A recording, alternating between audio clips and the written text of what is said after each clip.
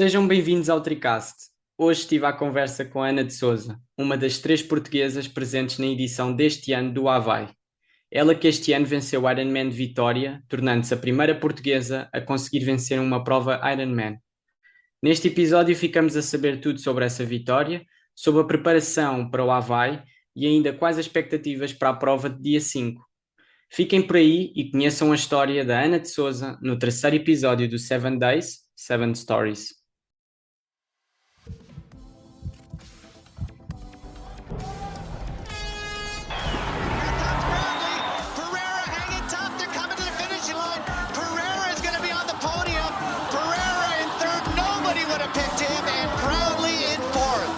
Batista proved to have the stronger finish as he sprinted down the finishing chute to take first place. Brilliant display from Balaka, the 20-year-old, getting the silver. Olá a todos, sejam bem-vindos ao Tricast. Estamos de volta para mais um episódio aqui da nossa série dedicada ao Ironman do Havaí, 7Days7Stories. A história de hoje vai ser contada pela Hanna de Sousa. O episódio de ontem foi um episódio muito emotivo e muito importante também, porque tivemos a oportunidade de contar a história do Pedro e do Paulo e termos tido a perspectiva também do seu treinador, Pedro Freire. Eles que conseguiram o tão desejado slot depois de tantas adversidades e contratempos e acabaram por concluir a prova em 2018, chegando à meta juntos. Portanto, uma história realmente que vale a pena ver e acho que todo o processo foi incrível e a superação e determinação que ambos tiveram para chegar ao Ironman do Havaí, que no fundo é o Ironman que a Ana vai fazer. O episódio de hoje vai ser em inglês, porque é mais fácil. A Ana, apesar de perceber português, tem mais facilidade com o inglês e, portanto, eu vou aqui tentar dar o meu melhor para manter aqui um bom nível de conversa. So, Ana, how are you? Thanks to accept my invite to be here. And it's a pleasure to have you here because you are Ironman champion. And that's a big thing to be in Tricast. And that's an honor for us. Thank you. It's an honor to be part of this podcast. And thank you for doing it in English. I'm sorry, I don't. my Portuguese is very bad. But no problem. I can now train to next step some international guests. It's a dream for me. Have some big names of triathlon here, but I need to practice, and that's a good way to do it. So my first question is about your connection with Portugal, because you're born and grow up in Sweden, and you now represent Portugal. So how did the connection with Portugal start? So I was actually married to a Portuguese or a Portuguese Australian. So we moved here 2016 from Sydney because I wanted to be closer to Sweden, to my parents, and also he wanted to move back to Portugal. So that's how we ended up to come here. Yeah. And you start doing races representing Portugal now, or you are doing triathlon representing Portugal since you come here? No, I was just doing local races. I went back to triathlon in 2018, joining Estoril Praia. Yeah. I just did the national races. It was not until this year I went to represent Portugal. Yeah. Okay, nice. And I'm interesting thing about your journey in triathlon, your start in triathlon, is that you start doing the sport and after just 1 year of practice, you complete your first Ironman. So my second question is, how did you manage to make such a fast progress in triathlon at that time? And I know that you have a special crew with some big names of triathlon. And I think that's a good story to tell us how the process went. Yeah. So at the time when I started triathlon, I actually lived in Australia, in Sydney. And I had no idea what triathlon was. I knew it was some swimming, some riding, biking, nothing. And I went to have coffee with a friend of a friend. And he had just done Port Macquarie Ironman in Australia. And I remember he's a big South African guy and he shook my hand and said, "Hanna, I'll see you there in 1 year's time." I was like, okay, good challenge. The problem was that I couldn't swim. So I decided to join a triathlon club And in this club, actually, Lisa Nordin, who's a very good Swedish triathlete, yes. Portugal, English, they both were part of this club, but they weren't pro at that time. So I joined that club. I learned how to swim. My coach still doesn't think I can swim, but learned to do freestyle. And I bought a very cheap road bike, and off I went. And then 1 year later, I did an Ironman. Yes. But you did shorter distance races first, or you just go for Ironman for the first race? No, I did a couple of sprints just to get an idea of what traveling was, and then I did a half at the same place, and then 6 months later I did the full. So I did a couple of races before the full Ironman. Yeah. That's amazing. But you have any background in sports, doing some cycling, running, in horse riding? Yeah. No, I don't have any cycling, no running background. I've always been active. My dad was very active, and I've always since a child been moving, running, cycling, walking, horse riding, skiing, always. Yeah, obviously that helps a lot when you transfer for a sport that is very difficult. Triathlon is not an easy sport to start doing, and you have a background on other things helps a lot. But how it went the race, your first Ironman? Oh my God, it was so long ago, 2009. Actually, I remember I came out of the water a lot faster than I thought.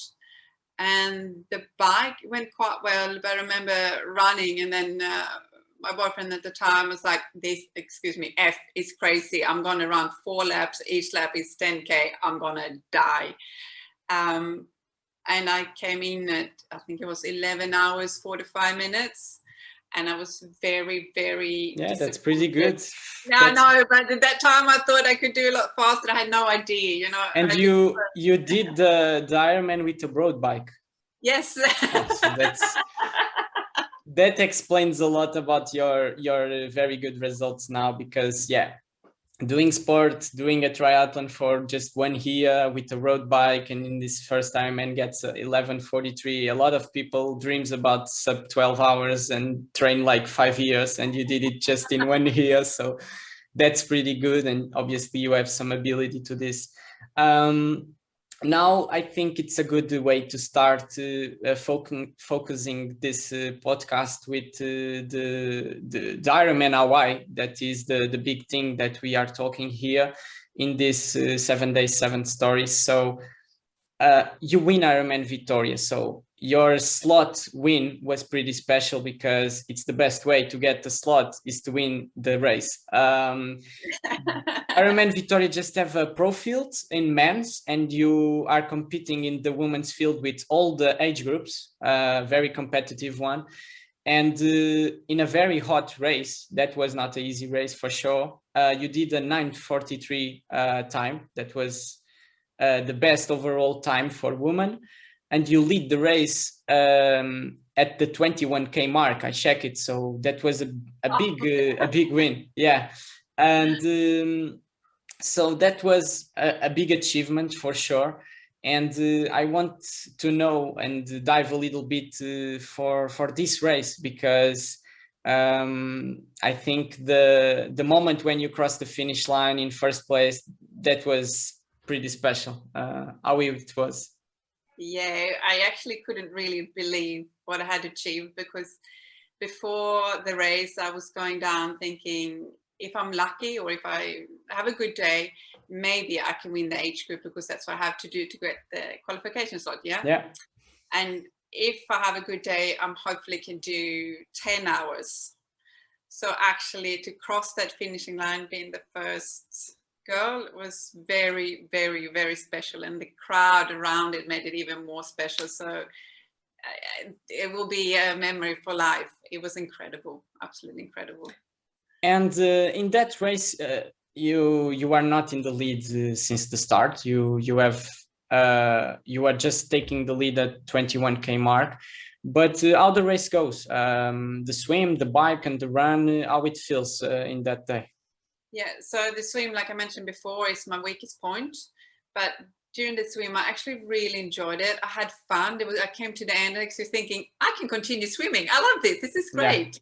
So I came out of the water feeling really happy. I remember I was waving to some people that I recognized and was going, yeah, let's do this. Got onto the bike, and I had idea of doing certain watts and pace, but I realized pretty quick that if I'm going to keep that watts, I will die. So I had to adjust and just took it easy. And after the first lap, my friend shouted out, said, Hanna, what do you say? First place. And I was thinking, it must be first place age group, because first place doesn't exist. So on the second lap, he shouted 2 numbers. So second and first. I think something is wrong here. Can I, why is it? So that's when the brain started to process, like, am I actually in second place overall? But I didn't know until I came in with the bike, and the cameraman was there, and they're going, you're the segunda melhor. And I was like, oh, holy.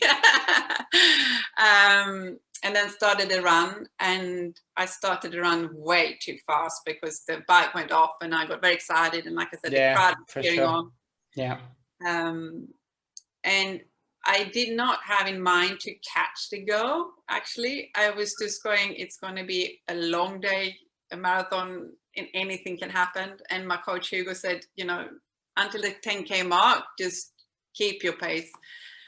So that's what I did. And then people started to scream at me, Hanna, she's not far away. She's not far away. Keep it up, keep it up. And then, I passed her. But to be honest, it was not until it was about 2-3 Ks to the end of the race I could relax and say, wow, she's not around, she's not going to catch me. I'm going to get in there first. Yeah, you just believe when it comes to the finish line. It's always, you have a big gap. I think I check it, but you finish around 6-7 minutes in front of the second place. But yeah, you obviously in Ironman race, until the last 100 meters, everything can happen, like you said. And that was a very special one. And I think it's the first win ever for a Portuguese woman representing Portugal. So that's incredible.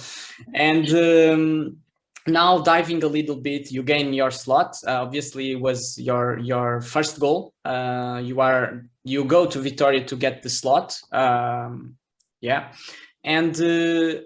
you go to get the slot because you want a lot to go to Ironman Hawaii. So what your expectations for Hawaii? Good question, Hugo. I think it's quite surreal for me still. But just to be there, to absorb the atmosphere, to be with all the best of the best, to be part of this party, this journey. Of course, I want to do a great race, and of course, I want to try to do my best. And like with every race, of course, you want to be on podium, but that's not my priority. My priority is to get to the start line, have a good day, and then to get to the finishing line, and then we see. Yeah. So one of my questions is, after winning Ironman Vitoria overall, what was your specific goal? You are aiming for a specific race result, or you are just trying to perform the best you can and see what happens? And you say that you are just thinking in your race, your numbers, your power numbers, your pace, and then you see what can be do. In the first episode, we have a chat with a Portuguese that won Hawaii in 2012, Márcio Neves. He wins the age group 35-39, and he says the same. He just goes to the race to give a try and try to beat his time from Lanzarote. And then in the race, you have a lot of things happen. Sergio Marques helped him in the last part of the race. And he just say, I just go try to do my best race, and then I finish first. And it was a very good day. So it can happen for you. You can have a good day and we get the win. You see the times that your age group win last year, or you don't check it? No, but someone told me the best time so far has been 9:45 in Hawaii. Yeah. And because I was a little bit optimistic, saying like, let's try to make 9:30 just to beat my own time.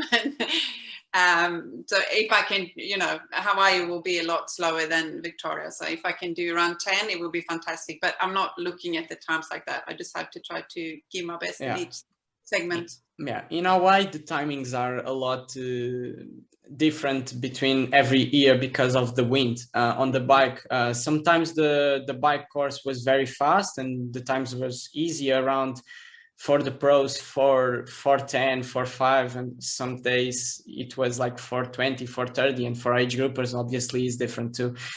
So yeah, compare the times, it's always hard, but obviously you have a good chance to get a very good result. But to have the best, to come to Ironman Hawaii in your best fitness, you are working very hard. I see you posting the last weekend trainings. You did the race in São Martinho do Porto, estafeta, and then you did a 190k bike ride. So it was a crazy weekend, yes. From one extreme to another, you're training for an Ironman, which is very long distance, and to go and do a sprint team relay. It's completely the opposite. Yeah. It's been a lot of training. I work full time as well as a massage therapist, and I have 2 kids. So it's a lot to fit in. It is. But I love it. And the day when I don't like it anymore, I will stop. Yeah, it's not every day you want to get out of bed. Like I wrote in that post on Saturday, I actually feel like I got hit by a truck. I'm thinking, how on earth am I going to do 2 races and a bike ride and then 190k on Sunday? But you just go with it. Yeah. And you just have to do this. Yeah, and it's the end of the preparation. We are very close to the race. Taper is coming, so just suffer a little bit more. But how many hours are you training at this moment? Around. So the last 3 weeks I've been doing between 23 and a half, and I think this Sunday, like yesterday, I think I wrapped up around 25 hours. So it's a lot for me. That's the volume that all the big names of triathlon do around. So that's working. That's pretty hard, and manage that with working and with kids, it's very hard. So it's 5 a.m. start every day. Yeah, to swim, no? Yeah, and to run or bike or whatever, I have to get up at 5, even on Sundays most days. Yeah, it's pretty hard. But I think in the day will pay off the work. On the bike, you are working with Bernardo Gonçalves of Speed Edge Performance and try to get the most of the aero position. How was this work with Bernardo, and you think you will pay off the work in aerodynamics in Hawaii? Absolutely. Bernardo been fantastic because he's been that extra coach to me, both with giving tips and ideas, because I never look at numbers. I'm hopeless with numbers. So he helped me to look at how much I can save by just, for example, lower my head, because I'm very much upright. I feel like in rookie still.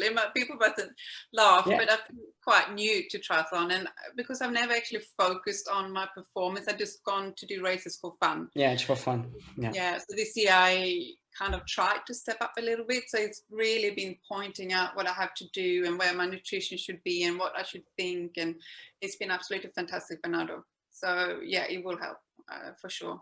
Yeah, and in the material for on your bike, you make changes about the tires, wheels. Yeah, I haven't bought because I haven't had money to buy it, but he gave suggestions and explained how much it will save. So if anyone want to sponsor me with some inner tubes and tires, feel free. Yeah, for sure, it helps. But the Bernardo is very, very professional, and the work that he did is very important, especially in such a long race like Ironman's. 180k solo, it can be a big difference if you have the best materials and the best position versus a guy that have not a perfect bike, not the perfect position. Maybe you can save like 10% effort for sure. And I think in Hawaii, if you have a good position and you can stay in the aero position a lot, you'll pay off, because it's a course that it's not technical, so you need to always be on the drops and pushing. So you need to be very, very good and comfortable on your bike to can maintain the position. Yeah, I tried yesterday, the 190K, I tried to put my head down a little bit more. So just to finish this episode, and because you have such a fast progress in triathlon, like you said, and I said, in 1 year, having a 11:43 in a road bike, it's incredible. And you don't have some people come to triathlon and they are like ex-professional cyclists or ex-professional runners, and that's a thing.